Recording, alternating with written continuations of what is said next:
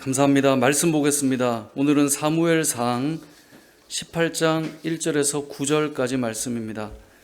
다윗이 사울에게 말하기를 마침에 요나단의 마음이 다윗의 마음과 하나가 되어 요나단이 그를 자기 생명같이 사랑하니라. 그날에 사울은 다윗을 머무르게 하고 그의 아버지의 집으로 다시 돌아가기를 허락하지 아니하였고, 요나단은 다윗을 자기 생명같이 사랑하여 더불어 언약을 맺었으며, 요나단이 자기가 입었던 겉옷을 벗어 다윗에게 주었고 자기의 군복과 칼과 활과 띠도 그리하였더라. 다윗은 사울이 보내는 곳마다 가서 지혜롭게 행하매 사울이 그를 군대의 장으로 삼았더니 온 백성이 합당히 여겼고 사울의 신하들도 합당히 여겼더라. 무리가 돌아올 때 곧 다윗이 블레셋 사람을 죽이고 돌아올 때에 여인들이 이스라엘 모든 성읍에서 나와서 노래하며 춤추며 소고와 경새를 가지고 왕 사울을 환영하는데, 여인들이 뛰놀며 노래하여 이르되 사울이 죽인 자는 천천히요 다윗은 만만이로다 한지라. 사울이 그 말에 불쾌하여 심히 노하여 이르되 다윗에게는 만만을 돌리고 내게는 천천만 돌리니 그가 더 얻을 것이 나라 말고 무엇이냐 하고, 그날 후로 사울이 다윗을 주목하였더라. 아멘. 예전에도 한번 말씀드렸는데 이 확증 편향이라는 말이 있습니다. 이것은 사람들은 자기가 믿고 싶은 것만 믿으려는 경향이 있고요, 또 보고 싶은 것만 보려는 경향이 있는데 이것이 확증 편향이다라고 말씀드렸습니다. 요즘 시대 같은 경우는 특별히 유튜브를 여러분 많이 보시는데 이 빅데이터를 통해서 알고리즘이 형성되어서 여러분이 좋아하는 것들이 계속해서 나오게 되고, 만약에 정치 기사가 여러분이 좋아하는 쪽의 기사를 보다 보면 계속 그쪽으로 이제 더해지고, 그러다 보니 이제 뭔가를 보면 그렇게만 보고 싶어하는 그런 우리의 사고가 이제 형성이 되는 것입니다. 예를 들면 이런 겁니다. 운전을 하다가 앞에 가는 차가 뭔가 좀 이 신호가 바뀌었는데도 잘 못 가고 뭔가 좀 이렇게 우물쭈물하는 느낌이 들어요. 그럼 이제 무슨 생각을 하나요? 초보 운전인가 이렇게 생각할 수도 있는데 여자 운전자인가? 이제 그런 생각을 할 수 있다는 거예요. 그래서 저도 이제 보통 그럼 궁금하면 정말 여자일까 해서 딱 가보면 남자인 경우가 있는 거죠. 그럼 이제 우리의 생각에 남자도 이럴 수 있다라고 이제 받아들여야 되는데, 다음번에도 그런 차를 만나면 또 여자 운전자인가? 이런 생각을 하는 것이 확증 편향이라는 거예요. 뭔가를 보면 내가 보고 싶은 대로, 그렇지 않은 어떤 부분을 계속 봐왔음에도 불구하고 그렇게 고착화해서 그렇게 보고 싶은 것, 그게 이제 확증 편향이라고 볼 수 있는 겁니다. 오늘 본문의 내용도 흔히 이제 동성애자들이 오늘 본문의 내용을 볼 때 이거 봐라, 하나님께서 성경에서 이러이러한 내용을 허락하고 이렇게 가고 있지 않느냐라고 보는 내용 중에 하나가 오늘 본문의 내용입니다. 요나단이 다윗을 사랑했다, 마음을 같이하여 사랑했다라고 하는 것은 이들이 동성애자임을 보여주는 것이다 라고 이제 성경 신학자들 중에 찬성하는 분들은 그렇게 해석을 합니다. 뿐만 아니라 나오미와 롯, 그리고 백부장과 그의 종, 이런 모든 관계를 이제 그렇게 해석을 하곤 하는데요. 사실 오늘 본문의 내용은 이 18장 1절에 보면 다윗의 마음과 하나가 되어 요나단이 그를 자기 생명처럼 사랑했다라고 할 때 이 사랑이 실제로 히브리어로 보면 남녀와의 사랑으로도 사용되는 단어이긴 하지만 그런 사랑으로 과연 볼 수 있느냐, 그렇지 않음을 알 수 있습니다. 왜냐하면 여기에 등장하는 이 사랑을 받았다라고 하는 이 다윗은 하나님께서 다윗을 사랑했잖아요. 그래서 하나님 마음에 합한 자였죠. 근데 하나님만 사랑한 것이 아니라 사람들도 다윗을 사랑했다는 거예요. 그래서 오늘 18장 1절에 보니까 요나단이 그를 자기 생명같이 사랑했죠. 3절에도 보니까 요나단은 다윗을 자기 생명같이 사랑했어요. 그런데 요나단만 있느냐? 그렇지 않고 16절에 가보면 온 이스라엘과 유다는 누구를 사랑했어요? 다윗을 사랑했어요. 그러니까 다윗은 온 이스라엘과 유다 사람들이 다윗을 사랑하는 인물이었어요. 여기서 끝나지 않고 20절로 가보면 사울의 딸 미갈이 다윗을 뭐예요? 사랑하며. 그러니까 이 사울의 딸 미갈 역시 다윗을 사랑했다라고 표현해요. 여기서 끝내지 않고 22절에 가보면 사울이 그의 신하들에게 명령하되 너희는 다윗에게 비밀히 말하여 이르기를 보라 왕이 너를 기뻐하시고 모든 신하도 너를 뭐예요? 사랑하나니. 오늘 본문은 요나단과 다윗의 어떤 이 은밀한 관계를 말하는 게 아니라 모든 사람들이 다윗을 사랑하고 있다. 물론 그 중에 다윗을 사랑하지 않는 사울도 있다. 이제 그 이야기를 오늘 하고 싶은 겁니다. 자, 그렇다면 오늘 본문에서 요나단이 다윗을 사랑한다라고 하는 이 표현에서 어떤 방식으로 요나단은 다윗을 사랑했는가를 오늘 성경은 기록하고 있는데요. 자, 사랑하는 표현이 무엇이었는가? 4절을 보면 이렇게 기록되어 있습니다. 4절을 같이 한번 읽어보겠습니다. 시작. 요나단이 자기가 입었던 겉옷을 벗어 다윗에게 주었고 자기의 군복과 칼과 활과 띠도 그리하였더라. 아멘. 자, 요나단이 자기가 입었던 겉옷과 또 군복을 벗어줬어요. 자, 요나단은 지금 신분이 누구입니까? 예, 왕자죠. 그러니까 사울 왕 다음에 그 왕위를 이어갈 사람이 요나단이에요. 그러니까 지금 왕의 아들의 옷을 입고 있는데 그 왕의 아들의 옷을 누구에게 지금 주고 있다고요? 다윗에게 주고 있다는 거예요. 왕의 아들의 군복을 누구에게 주고 있다고요? 다윗에게 주고 있다는 거예요. 이건 무엇을 의미하냐면 요나단은 아버지로부터 이어지는 왕권을 자기가 이어받을 자가 아니라 다윗이 그 다음에 왕위를 이어갈 새로운 나라가 시작됨을 알고 있었던 거예요. 그래서 그것을 넘겨주고 있는 것입니다. 뿐만 아니라 그럼 무엇을 줍니까? 칼과 활과 띠, 다시 말해 무기를 넘겨주고 있습니다. 당시의 무기는 함부로 다른 사람에게 넘겨주지 않습니다. 물론 요즘도 마찬가지입니다. 군대를 다 다녀오신 분들은 자기가 가지고 있는 총기를 아무에게 주지 않죠. 왜냐하면 무기라고 하는 것은 결국은 누구에게 넘겨줄 때 그 사람이 나를 죽여도 좋다라고 하는 충성을 우리가 맹세할 때나 드러낼 때, 언약을 맺을 때 그때 무기를 넘기는 것입니다. 다시 말해 요나단이 다윗에게 무기마저 넘겨주고 있다라고 하는 것은 다윗에 대한 어떤 마음을 가지고 있는가를 지금 보여주고 있는 거예요.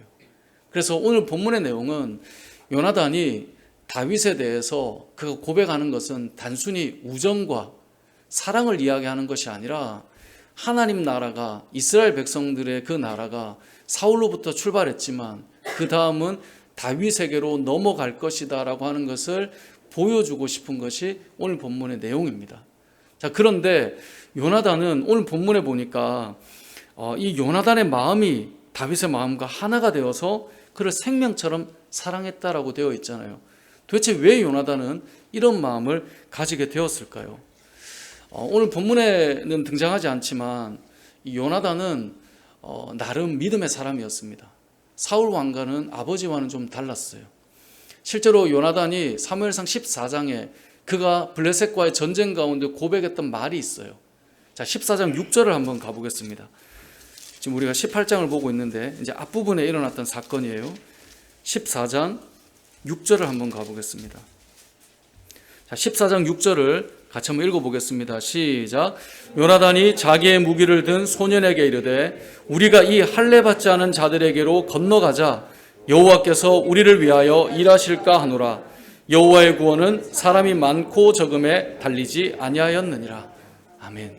자, 블레셋과 이스라엘이 지금 전쟁을 하기 위해 대치 중이에요.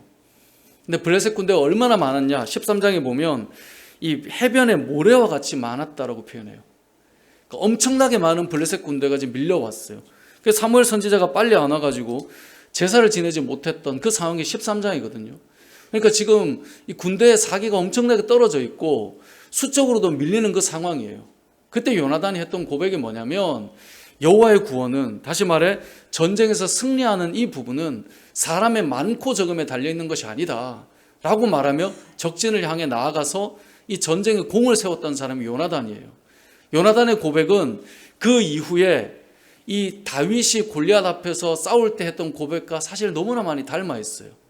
그러니까 봐보세요. 요나단이 사기가 떨어지고 상황이 안 좋은 상황에서도 그는 어떤 믿음이 있었냐면 이 전쟁의 승리는 하나님께 달려있고 이 숫자에 많고 적음에 달려있는 것이 아니다라고 말하며 적진을 휘저었던 사람이 요나단이었는데 그 이후에 골리앗이라고 하는 거대한 장소가 왔을 때 자신의 아버지도 두려워했고 자신도 나설 수 없었고 누구도 나설 수 없는 상황에 누가 등장한 거예요? 다윗이 등장한 거예요. 근데 그가 고백을 해요. 뭐라고 고백했습니까? 우리가 지난주에 보았지만 17장 46절에 가보면 우리 다시 한번 같이 읽어보겠습니다. 시작. 오늘 여호와께서 너를 내 손에 넘기시리니 내가 너를 쳐서 내 목을 베고 블레셋 군대의 시체를 오늘 공중에 세워 땅의 들짐승에게 주어 온 땅으로 이스라엘의 하나님이 계신 줄 알게 하겠고, 그리고 그 다음에 무엇입니까? 여호와의 구원하심이 칼과 창이 있지 않다는 것을 보여주겠다는 거예요. 이것은 본인이 이전의 전쟁에서 여호와의 구원은 사람의 많고 적음에 달리지 않았다라고 말했던 그 요나단이 자신과 너무나 닮아있는 믿음의 고백을 하고 자신은 나설 수 없었던 골리앗 앞에 서서 이 전쟁은 하나님께 속해 있는 것이고 칼과 창에 달려있지 않고 할례받지 않은 너희가 하나님의 이름을 모욕하는데 하나님께서 어떻게 하시는지 보여주겠다라고 말하며 나아가는 모습을 누가 봤다라는 거예요? 요나단이 본 것이에요. 그의 마음이 어떻겠습니까? 그의 마음이 얼마나 뛰었겠습니까? 그래서 오늘 본문 18장으로 넘어갈 때 이것은 요나단의 마음이 다윗의 마음과 하나 된다라는 것, 그의 마음이 얼마나 뛰었을까요? 여러분, 우리가 신앙생활을 하면서 그런 경험 없습니까? 믿음의 고백을 하고 믿음으로 살아가는 선배들을 만나고 믿음의 결단을 하고 나아가는 사람들을 볼 때 막 가슴이 뛰어요. 나도 저렇게 살고 싶어요. 신앙생활을 하는데 뭔가 나누면 늘 이상한 이야기하고 막 뭔가 도전이 안 되는 그런 이야기를 하는 사람도 있어야죠. 그래야 내가 잘 가고 있구나 또 그런 생각도 하겠지만 우리의 마음속에 저렇게 살고 싶다. 저도 청년의 시절을 보내면서 믿음의 선배들을 만났고 여러 이야기들을 들을 때 여러 말들 속에 도전이 되는 특별한 사람들이 있더라고요. 저렇게 살고 싶다. 내 마음이 저렇게 뜨거워지고 싶다. 신앙의 믿음의 선배들의 책들을 읽으면서 나도 저렇게 기도의 사람이 되면 어떨까? 나도 저렇게 예배자가 되면 어떨까? 나도 내 인생을 하나님 앞에 온전히 송두리째 다 바치며 살면 얼마나 좋을까? 저도 이 청교도들의 이 삶 중에 그들이 많이 했던 말 중에 썩어서 죽기보다 달아서 사라지고 싶다라고 했던 말이 그렇게 좋더라고요. 정말 하나님 앞에서 내 인생을 살아갈 때 저런 마음으로 살아가는 것 얼마나 좋을까? 그런 뜨거움이 지금 요나단 안에 불지펴져 있는 거예요. 이게 단순히 한 구절을 보고 이봐 사랑하고 있잖아가 아니에요. 요나단의 마음이 다윗의 마음과 같이 되는 것, 믿음의 선배들이 외쳤던 그 믿음의 고백을 듣고 마음이 뜨거워지는 그런 우리들의 마음처럼 요나단은 골리앗 앞에 서 있는 그 다윗의 외침과 그 달려감과 그의 믿음의 고백과 그 모습에 뭉클한 거예요.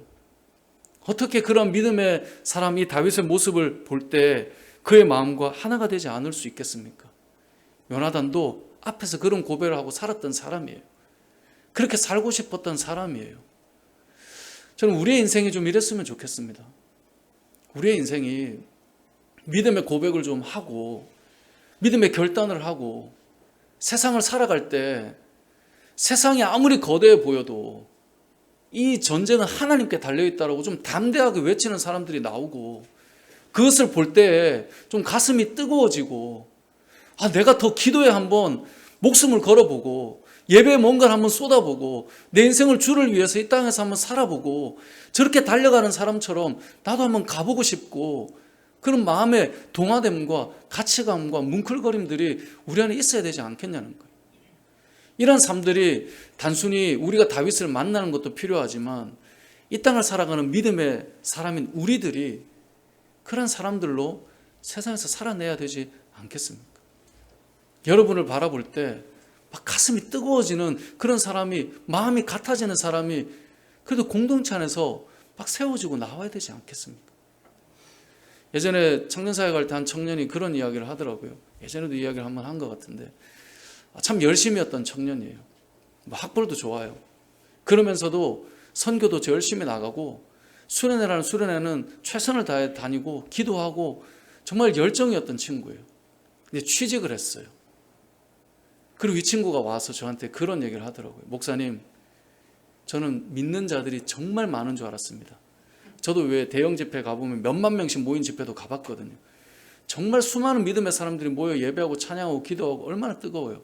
그러니까 그런 경험을 대학 시절 내내 했기 때문에 정말 세상에 믿음의 사람들이 많을 거라 생각하고 취직을 해서 딱 들어갔는데, 목사님 그 많던 믿음의 사람들이 어디에 있는지 보이지가 않는다고 그 이야기를 하더라고요. 세상을 살아가는 삶의 현장 속에 믿음의 사람이라고 하는 그 마음을 가지고 우리가 이곳에 모여서 예배 드리지만, 세상 가운데에서 그 거대함 속에서 여전히 뜨거운 가운데 살아가는 믿음의 사람들을 만나는 것은 사실 쉽지 않습니다. 하지만 쉽지 않지만 없느냐? 없지 않더라는 것입니다. 그들을 만날 때 마음이 뜨거워지고 이곳에 이런 믿음의 사람이 있구나, 그런 고백을 들을 때마다 가슴이 뜨거워지는 그런 일들, 이것은 단순히 자기가 있는 직장에서 얼마나 전도했느냐 이런 개념이 아니에요. 어떻게 살아가고 있느냐를 보는 거예요. 믿음의 결단과 결정과 그 가운데서 그들이 어떤 뜨거움을 가지고 살아가는가. 오늘 이곳에 모인 저와 여러분은 오늘 본문에 나오는 이 다윗의 모습과 그 모습을 본 요나단이 같은 마음이 되어서 그런 믿음으로 가고 싶은 뜨거운 마음이 일어나는 것, 그러한 사랑이 우리에게도 펼쳐졌으면 좋겠습니다. 성도들의 삶 속에 여러분의 삶 자체가 도전이 되고 세상을 살아가는 수많은 믿음의 성도들이 있을 것입니다. 여러분 직장 생활을 하면 드러나 있지는 않지만 주일이 되면 교회 가는 사람들이 없겠어요? 많이 있을 거예요. 그들이 여러분을 바라볼 때 저러한 삶을 살아가는 믿음의 사람, 우리가 이런 삶이 되어야 한다라는 것입니다. 오늘 본문을 보면 또 한 가지 알 수 있는 것은 요나단도 사랑하고 아까 보았던 것처럼 16절에 온 이스라엘과 유다도 사랑하고 심지어 사울의 딸 미갈도 다윗을 사랑하고 그리고 그 신하들도 다윗을 사랑했지만 그 반대로 다윗을 질투하고 미워하고 죽이고 싶어하는 사람도 있다라고 하는 것을 6절 이하에는 우리에게 보여주고 있습니다. 그 사람이 누구죠? 사울입니다. 이것을 통해 우리가 알 수 있는 것은 저와 여러분이 아무리 열심히 잘 살아도 모두가 여러분을 사랑하지는 않는다, 이겁니다. 여러분이 아무리 괜찮은 사람이어도 다 좋아하는 일은 일어날 수 없다고 하는 것을 오늘 본문은 우리에게 알려주고 있습니다. 그래서 우리는 그 모든 사람에게 사랑받기 위해 살아가는 자들이 아니라 주를 위해서 살아가다 보면 하나님 앞에서 사람 앞에서 사랑받는 자가 된다라고 하는 것을 보아야 되지, 모두에게 사랑받는 것이 우리의 인생의 목적이 될 수는 없습니다. 아무리 해도 다 좋아하지는 않아요. 모두가 괜찮게 봐도요, 또 그 사람을 뒤에서 비난하는 사람은 있을 수 있는 거예요. 그래서 오늘 본문 6절에 보면 왜 그런 일이 이루어졌는가? 자, 다윗이 블레셋 사람을 죽이고 전쟁에서 승리하고 돌아왔습니다. 여인들이 이스라엘 모든 성읍에서 나와서 노래하며 춤추며 소고와 경세를 가지고 누구를 환영해요? 왕 사울을 환영해요. 아니, 사울을 환영하면 누구를 좀 높여주면 좋아요? 사울 왕을 높여주면 좋은데, 사울을 환영하는데 노래는 무엇입니까? 사울이 죽인 자는 천천히요, 다윗은 만만이로다. 환영은 왕을 환영하는 것인데, 전쟁에 승리하는 왕을 노래한다든지 이렇게 할 수 있는데, 굳이 이것을 비교해가지고 누가 더 나은 자인지 누가 더 부족한 자인지를 드러내게끔 하는 이 비교들이 사실 사울에게는 불쾌한 상황이었던 것 같습니다. 그래서 8절에 보면 사울이 그 말에 불쾌하여 심히 노했다라고 말하고 있습니다. 근데 사울이 이제 분노했던 그 이유가 무엇인가? 그걸 잘 보면 본인이 다윗보다 위에 있어야 된다라고 하는 전제가 있기 때문이겠죠. 내가 더 높은 자로 칭찬받아야 된다는 전제가 있기 때문에 그는 분노했을 텐데요. 실제로 이 사울의 분노의 깊은 마음속에 있는 이 감정은 두려움입니다. 이미 우리가 앞에서 여호와가 떠난 사울은 두려움이 시작되었다라고 말씀을 드리고 말씀을 계속 보았는데, 오늘 본문도 마찬가지입니다. 자, 사울의 심경을 표현한 구절들을 보면, 자, 12절을 한번 보겠습니다. 12절을 같이 읽어보겠습니다. 시작. 여호와께서 사울을 떠나 다윗과 함께 계심으로 사울이 그를 두려워한지라. 아멘. 두려워한다고 되어 있죠. 아니, 다윗과 함께 하나님이 계시는데 사울은 그를 두려워하는 거예요. 하나님이 떠난 자의 마음은 샬롬이 사라지고 두려움이 시작됩니다. 왜 그렇습니까? 자신을 지켜주실 하나님이 이제 없기 때문에 모든 사람과 인생은 비교 대상이고 두려움이 시작되었다는 걸 보여줘요. 12절만 그렇게 말하는가? 아닙니다. 15절도 읽어보겠습니다. 시작. 사울은 다윗이 크게 지혜롭게 행함을 보고 그를 두려워하였으나, 지혜롭게 행하는 다윗이 두렵기 시작했다라는 겁니다. 더 나아가서 29절에 가보면 이렇게 표현합니다. 29절도 읽어보겠습니다. 시작. 사울이 다윗을 더욱 두려워하여 평생의 다윗의 대적이 되니라. 아멘. 사울은 이 다윗이 두려웠습니다. 이유는 하나입니다. 그에게 하나님이 계시지 않았기 때문에 그렇습니다. 하나님이 계신 자는 저 사람이 나보다 위에 있다고 해서 두려울 이유는 없습니다. 저 사람이 나보다 더 힘이 있다고 두려울 이유는 없습니다. 사실 잘 생각해 보면 왕이 모든 신하들보다 힘이 셀 필요는 없습니다. 그렇지 않겠습니까? 왕이 장수보다 더 칼싸움을 잘하면 좋겠지만 못할 수도 있는 거죠. 왕이 모든 신하보다 지혜로워야 되느냐? 안 그럴 수도 있는 거예요. 그래서 책사들이 있는 거고 무장들이 있는 거 아니겠습니까? 제가 학창시절에 친구들한테 많이 했던 말이 세상은 1등이 움직이는 게 아니다. 저는 그런 말을 되게 많이 했어요. 왜냐하면 공부를 못했기 때문에. 공부를 잘하는 아이들에게 잘 봐라. 세상은 1등들을 이렇게 끌어다가 사용하고 있지, 1등들은 기능을 하고 있지, 세상을 움직이는 사람은 1등이 아니다. 이제 합리화시키려고 얘기한 거지만, 근데 지금도 사실 저는 그런 마음을 가지고 있어요. 잘 보면 세상을 움직이는 사람은 비전을 가진 사람이고 방향을 제시하는 사람이지, 결국은 그렇게 해서 능력 있는 사람들이 모여서 함께 움직여가는 것이지, 1등이 그런 비전까지 있다 그러면 너무 좋겠죠. 근데 잘 보면 여러분, 이 세상의 역사를 보아도 늘 힘센 사람이 싸워서 이겼느냐? 그렇지 않아요. 어찌 보면 사울의 입장에서 다윗과 같은 무장이 있다라고 하는 것은 엄청난 힘이 되는 그런 장소 아니겠습니까? 얼마나 또 충성스럽습니까? 얼마나 지혜롭습니까? 그리고 왕을 세워줄 줄 알고, 왕이 두통이 있거나 이 악한 영으로 시달리게 되면 그것을 돕는 역할까지 하고, 이런 신하가 어디 있습니까? 그런데 그를 받아들이지 못하는 거예요. 하나님이 그와 함께하지 않기 때문에 늘 그 존재가 두려운 것입니다. 오늘 본문을 통해 알 수 있는 두 번째 메시지는, 결국은 우리의 삶이 아무리 반듯하고 또 잘 가려고 애쓴다 해도 결국 비난하고 싫어하고 평가하고 또 참을 수 없어 하는 사람들을 만나게 된다는 거예요. 다윗의 인생을 보십시오. 평생 이 사울의 질투와 시기 때문에 쫓겨다녔죠. 하나님이 없기 때문에 사람에 대한 이 시기와 질투가 너무나 커져 있는 이 다윗의 모습, 이 사울의 모습 때문에 다윗은 평생 쫓겨다녔습니다. 그런데 결국은 사울이 죽었을 때 다윗은 어떠했습니까? 그의 죽음에 눈물을 흘리고 애통해하고 안타까워하는 자. 하나님의 사람과 하나님이 떠난 자의 모습이 얼마나 다른가를 보여주는데, 이 땅을 살아가는 여러분들의 삶 속에 다른 사람들의 평가로 인해 삶이 무너지지 마시고 담대하게 주를 위해서 뜨거움으로 살아가는 주의 종들이 되었으면 좋겠습니다. 오늘 본문에서 다윗이 그렇게 살아갈 수 있었던 이유는 지혜가 있는 사람이었기 때문이다라고 말하고 있습니다. 오늘 본문에서 마지막으로 한 구절을 더 본다면 5절 말씀인데요. 5절을 다시 한번 읽어보겠습니다. 시작. 다윗은 사울이 보내는 곳마다 가서 지혜롭게 행하며 사울이 그를 군대의 장으로 삼았더니 온 백성이 합당히 여겼고 사울의 신하들도 합당히 여겼더라. 아멘. 5절을 보니까요, 다윗은 사울이 보내는 곳마다 가서 어떻게 행했어요? 지혜롭게 행했어요. 우리 흔히 이제 지혜롭다라고 하면 다윗의 아들이었던 솔로몬을 많이 생각하지만, 성경은 다윗에 대해 평가할 때 지혜로웠다라고 말해요. 5절만 말할까요? 그렇지 않아요.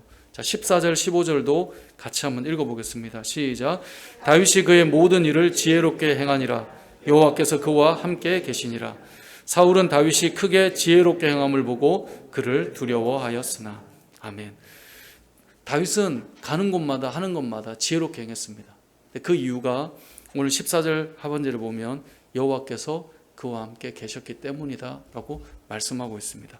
뿐만 아니라 오늘 이 18장 마지막 절 30절에도 한 번 더 언급하고 있습니다. 자, 30절을 같이 읽어보겠습니다. 시작.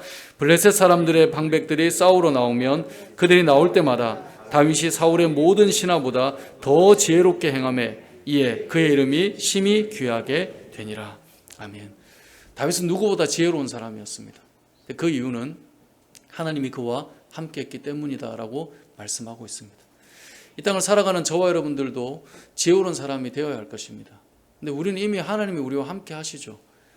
함께 하신데 함께 하신다는 표현을 왜 덧붙일까? 이것은 우리의 삶 속에 하나님께서 함께 하신다라고 하는 것, 즉 하나님께서 원하시는 것이 무엇인지를 묻고 살아가는 것이 지혜를 얻는 것이다라고 성경은 늘 말씀하고 있습니다. 그래서 다윗은 이제 이후에도 보겠지만 늘 물어요, 하나님께. 하나님, 지금 전쟁 중인데 저 사람들을 따라갈까요? 아니면 멈출까요? 늘 묻고 묻는 대로 하나님께서 알려주시는 대로 움직였던 사람이에요. 지혜는 무엇일까요? 주님의 뜻을 구하고 그 뜻을 따라 순종하는 것이 지혜자가 되는 지름길입니다. 그래서 야고보서 1장 5절에 보면 이렇게 말씀해요. 너희 중에 누구든지 지혜가 부족하거든 모든 사람에게 후히 주시고 꾸짖지 아니하시는 하나님께 구하라. 그리하면 주시리라. 지혜를 구하라는 거예요. 누구에게요? 하나님께요. 하나님 어떻게 할까요? 그래서 성도들이 해야 될 일은 사실 구하는 거예요. 기도하는 거예요. 저도 집에서 아이들이 저에게 이런저런 질문들을 할 때가 있어요. 아빠, 이거는 어떻게 생각하세요? 아빠 생각은 어떤 것이에요? 물어봐요. 그럼 이런저런 이야기를 해주고 또 대답을 해주고 하죠. 우리가 하나님 앞에 신앙생활하는 것도 마찬가지입니다. 여러분에게 놓여있는 삶을 물어보십시오. 물어보다 보면 하나님께서 거기에 대한 답을 주시는 것입니다. 때로는 말씀으로 주시고 때로는 상황으로 열어주시고 때로는 우리에게 뭔가 분명한 확신으로 주셔서 우리가 어떻게 해야 될지를 알려주신다는 것입니다. 지혜는 기도에서 나옵니다. 그래서 솔로몬도 하나님 앞에 무엇을 구했죠? 지혜를 구했는데 이전에도 한번 말씀드렸죠. 솔로몬은 지혜를 구했다라고 말하기보다 듣는 마음을 구했다라고 성경은 표현해요. 자, 열왕기상 말씀을 한번 찾아가 보겠습니다. 열왕기상 3장 9절입니다. 열왕기상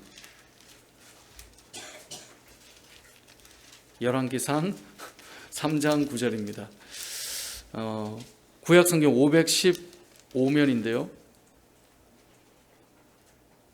한번 같이 읽어보겠습니다. 시작. 누가 주의 이 많은 백성을 재판할 수 있사오리까? 듣는 마음을 종에게 주사 주의 백성을 재판하여 선악을 분별하게 하옵소서. 아멘. 자, 뭘 달라고 구했죠? 듣는 마음을 종에게 주십시오라고 말했어요. 자, 이 기도를 들은 하나님께서 11절에 보면 이렇게 대답해요. 이 하나님이 그에게 이르시되 너가 이것을 구하도다. 자기를 위하여 장수하기를 구하지 아니하고 부도 구하지 아니하고 자기 원수의 생명을 멸하기도 구하지 아니하고 오직 송사를 듣고 분별하는 뭐를 구했어요? 지혜를 구했다고요. 지혜가 뭐라고요? 듣는 마음이에요. 분명히 솔로몬은 듣는 마음을 구했는데 하나님이 이것을 뭐라고 명시해 주냐면 그게 바로 지혜야 라고 말씀하고 있는 거예요. 이 땅을 살아갈 때 듣는 마음은 너무나 중요합니다. 여기서 듣는 마음은 사실 하나님의 음성을 듣는 것과 사람들의 말을 잘 들을 수 있는 마음 두 가지를 다 포함하고 있는 것인데요. 우리가 이 땅을 살아갈 때 지혜롭게 살아간다라고 하는 것은 결국은 듣는 거예요. 하나님 앞에 기도하고 하나님의 뜻을 듣는 것이고요. 사람들의 말을 들을 때 그 말을 잘 들을 수 있는 귀를 가지는 것, 그것이 지혜입니다. 그것은 다윗은 바로 그러한 지혜로운 사람이었다라고 오늘 본문은 말씀하고 있는 것입니다. 다윗은 하나님의 마음에 합한 사람이었습니다. 그런데 성경을 읽다 보면 하나님께만 사랑받은 자가 아니라 주변에 있는 사람들이 다 다윗을 사랑했습니다. 저는 신앙인의 삶이 이뤄야 된다고 봅니다. 하나님을 엄청나게 사랑한다라고 하는데 주변의 사람들이 다 저 사람은 좀 이렇게 표현한다면 그건 뭔가 지금 잘못되어 있는 거예요. 하나님을 사랑하는 사람은 주변의 사람들도 사랑하게 돼요. 근데 왜 사랑하게 되느냐? 그의 마음에 뜨거움이 있거든요.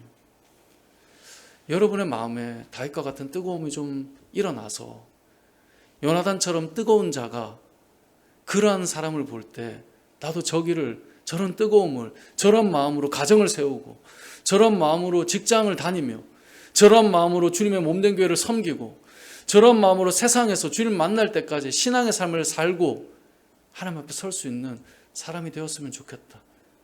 그런 믿음의 삶에 좀 저와 여러분이 들어가 있었으면 좋겠고요. 그 삶 속에 그럼에도 미워하는 자를 만날 때 하나님 주신 지혜로 분별하여서 우리가 해야 할 바를 알게 하시며 가야 될 바를 알게 하시는 하나님 앞에 구하고 그 뜻을 따라 믿음으로 살아가는 저와 여러분 되시길 주님의 이름으로 축복합니다. 아멘.